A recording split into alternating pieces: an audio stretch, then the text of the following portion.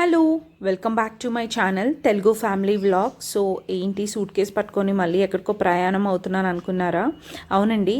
So మీకు ముందు వీడియోస్లో చెప్పాను, నేను పాప విజయవాడ వెళ్తాము పెద్దమ్మ దగ్గరికి అని. ఇంకా తనకి హెల్త్ బాగాలేక 1 డేలోనే రిటర్న్ అయిపోయాము బెంగళూరుకి అని చెప్పాను. మరి ఎంతమందికి గుర్తుందో. సో ఇది అప్పుడు తీసిన వ్లాగ్ అనమాట. ఇంకా నేను పాప ఇద్దరమే కాబట్టి బస్ కంటే ట్రైన్ కంఫర్టబుల్గా ఉంటుంది అనేసి ట్రైన్ బుక్ చేయించుకున్నాము. ఇంకా మేమున్న ప్లేస్ నుంచి రైల్వే స్టేషన్ ఒక 1.5 అవర్ పడుతుంది అనమాట. ఇంకా మా ట్రైన్ వచ్చేసి 8:20కో సంథింగ్ ఉంది బెంగళూరు నుంచి. ఇక్కడ చూసారా, ఇంకా స్టేషన్కి అయితే వచ్చేసాము. ఇంకా 8:20కి ట్రైన్ అంటే మేము 6:37 కల్లా ఇంటి నుంచి స్టార్ట్ అయిపోయాము.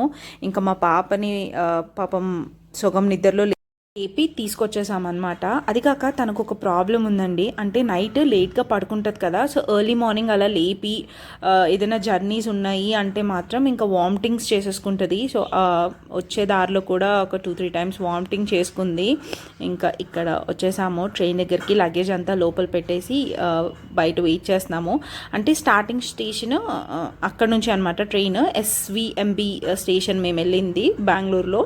ఇంకా ట్రైన్ అక్కడ నుంచే స్టార్ట్. ఇక్కడ చూసారా, స్నాక్స్ షాపింగ్ చేయించుకుంటుంది వాళ్ళ నాన్నతో. నేను ఆ ముందు రోజే తను ఏమేమైతే స్నాక్స్ తింటుందో అవన్నీ తీసుకొని వచ్చానండి. ఆల్రెడీ బ్యాగ్లో ఉన్నాయి. అయినా కానీ వాళ్ళ నాన్న అడిగి మళ్ళీ స్నాక్స్ కొనిచ్చుకుంటుంది. స్నాక్స్ అంటే అవేలండి, చిప్స్. ఇంకా ఇక్కడ ట్రైన్ స్టార్ట్ అయిపోయింది. సో మాకైతే అప్పర్ బర్త్ వచ్చిందనమాట.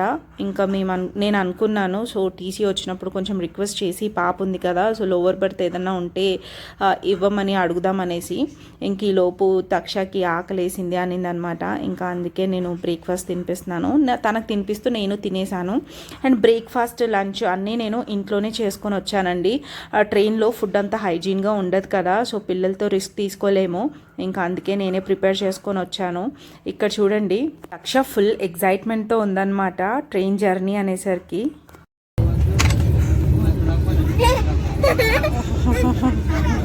ఎందుకు అంత ఎగ్జైట్మెంట్ ఫీల్ అవుతుంది అంటే తను పుట్టిన తర్వాత మేబీ ఇది సెకండ్ టైం అండి అంతే ట్రైన్లో జర్నీ తనకి.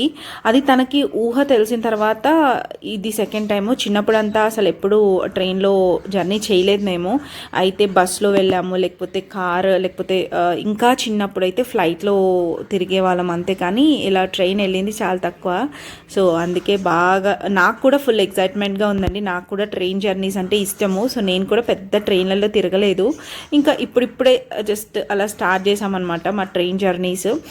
ఇక్కడ సీట్ చేంజ్ అయిపోయాం చూసారా. ఇంక ఈ లోపు టీసీ వచ్చారనమాట. ఇంకా ఆయనను అడగగానే ఇలా సైడ్ లోవర్ బర్త్ ఒకటి ఇచ్చారు. సో చాలా ప్రశాంతంగా అనిపించింది అనమాట. సో సపరేట్గా ఉంటుంది, ఒక డిస్టర్బెన్స్ ఉండదు సైడ్ బర్త్ అయితే. ఇంకా బ్రేక్ఫాస్ట్ చేసేసాం కదా. ఇంకా తక్ష తన ఆటలు తను ఆడుకుంటుంది. ఇంకా నేను అలా పీస్ఫుల్గా కూర్చొని ఆ విండోలోంచి వ్యూ అయితే ఎంజాయ్ చేస్తున్నాను. నాకైతే ఈధర్ కార్ జర్నీ అవ్వనివ్వండి, ట్రైన్ జర్నీ అవ్వనివ్వండి, జర్నీ అనగానే నాకైతే ఫుడ్డే గుర్తొస్తుందండి. మీలో ఎంతమందికి ఇలా అనిపిస్తుంది? సో నాకైతే జర్నీ అంటేనే ఫుడ్ అనమాట.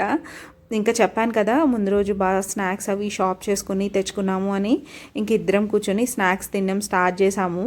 అదేంటో అలా జర్నీ చేస్తున్నాను సేపు ఏదో ఒకటి అలా తినుకుంటా వెళ్ళాలనిపిస్తుంది నాకు. సో కార్లో కూడా అంతే. ప్రణీత్ వెక్కిరిస్తూ ఉంటారనమాట, నీకు జర్నీ అంటే ట్రావెలింగ్ అది ఇదంతా ఉండదు, కూర్చొని తినుకుంటా ఎంజాయ్ చేసుకుంటూ వస్తావు అని.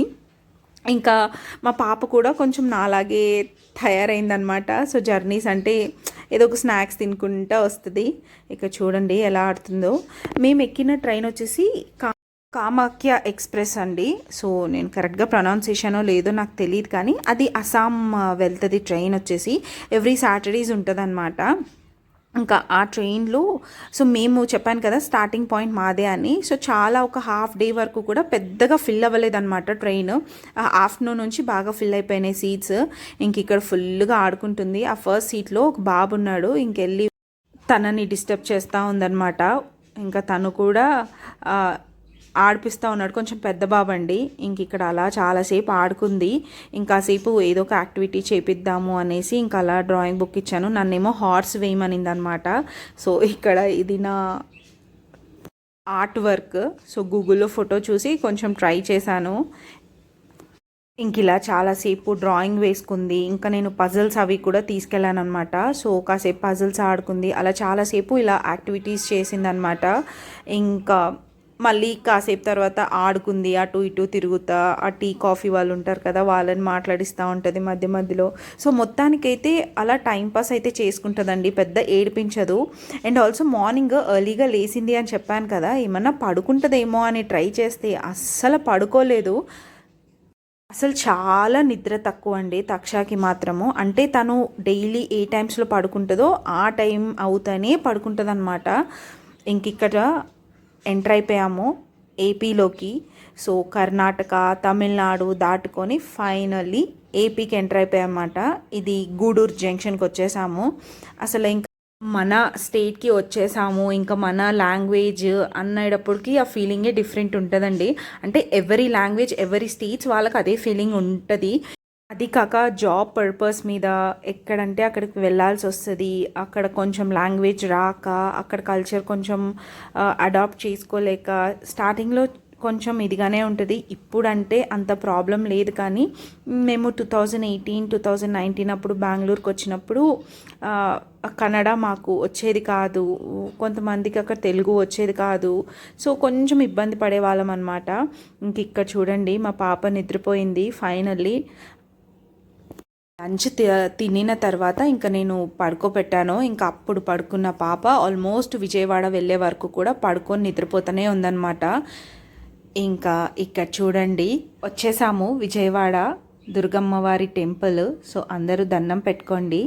అండ్ కృష్ణా రివర్ బ్రిడ్జ్ మీద ఉన్నాము. నైట్ అయ్యేసరికి కింద వాటర్ అవి సరిగ్గా కనిపించట్లేదు. సో ఇంత ప్రశాంతంగా ఉన్న రివర్ మేము వెళ్ళి వచ్చిన సెకండ్ డేని ఫ్లడ్స్ అనేది స్టార్ట్ అయిందండి. సో దేవుడి దయ వల్ల, అమ్మవారి దయ వల్ల అంతా ఇప్పుడు స్లోగా బ్యాక్ టు నార్మల్ అవుతుంది. అండ్ ఇంత ఎక్స్పెక్టేషన్స్తో, ఇంత ఎగ్జైట్మెంట్తో సాగిన మా ప్రయాణము ఇంటికి వెళ్ళేసరికి అంతా తారుమారైపోయిందండి. అసలు అనుకోలేదు ఇంత ఇలా అవుతుంది అనేసి. సో అంటే ఏమైంది అంటే చెప్తున్నాను కదా, పెద్దమ్మకి కొంచెం హెల్త్ ఇష్యూ వచ్చింది అని. కానీ బై గాడ్స్ గ్రేస్ ఇప్పుడు తను చాలా హెల్తీగా ఉంది. సో త్వరలోనే తనని చూడడానికి కూడా వెళ్తాను, అప్పుడు మీ అందరికీ చూపిస్తాను.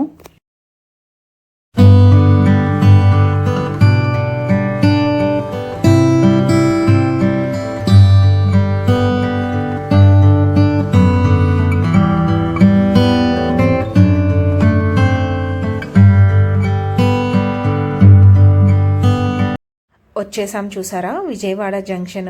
ఇంకా మేము స్టేషన్కి రీచ్ అయ్యేటప్పటికే మా పెద్దనాన్నగారు అయితే రెడీగా ఉన్నారండి మమ్మల్ని పిక్ చేసుకోవడానికి. ఇంకా అలా ట్రైన్ దిగేసి అయితే ఇంటికి బయలుదేరిపోయాము. మా Bengaluru to Vijayawada train journey అయితే ఇలా జరిగిందనమాట. సో హోప్ ఈ వీడియో మీ అందరికీ నచ్చిందని అనుకుంటున్నాను. నచ్చితే తప్పకుండా like, share and subscribe to my channel. మరొక వీడియోలో మీ అందరినీ కలుస్తాను. Until then take care, bye.